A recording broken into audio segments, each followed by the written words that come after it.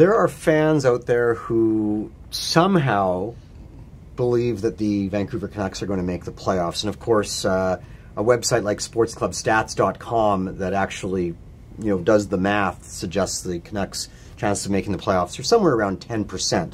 But let's indulge the fans who still believe, and I want you to tell me how the Canucks can make the playoffs, besides telling me that they run the table. What would need to happen, Ed Willis? Well, you see, these are the same fans that answered those emails from the Nigerian princes that are going to make the millionaires. So I have to be realistic here. I can't insult their intelligence. I can't tell them the Canucks will make the playoffs. I can, however, devise a scenario where the narrative of this season changes.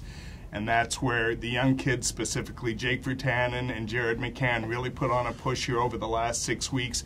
The Canucks win more games than they lose. They create a bit of an atmosphere and a bit of a buzz at Rogers Arena, which is like the most depressing place in the city right now.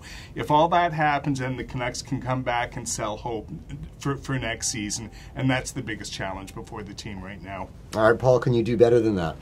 Well, of course, but honestly, I do. Who are these fans you speak of? I don't think anyone thinks they can make the playoffs.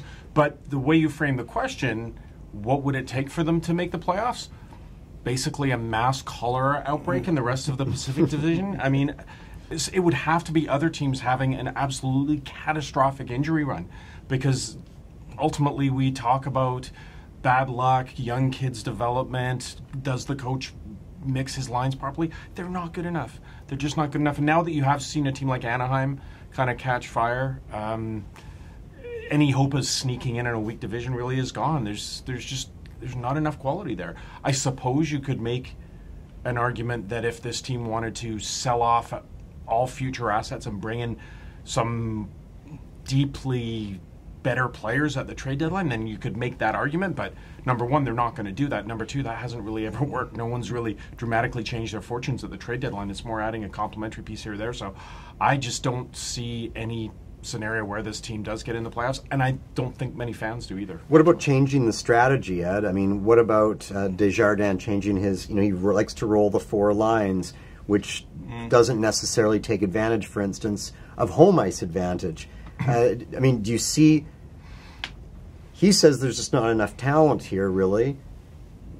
Do you disagree at all with Paul? Is there talent, and it's just not being used properly? I think there's more talent than they've shown in their last 2 home games, but that's a whole other conversation. Lost 5 home games. About, okay, fine. I'm sorry. I've still got those 2 road wins that I attended burned into my consciousness, especially the game in Colorado where they really looked good, which is also the game they had the 2 injuries, which is really the key to this whole story. No, like I said, that's a whole other conversation, is how is Willie getting the most out of the team?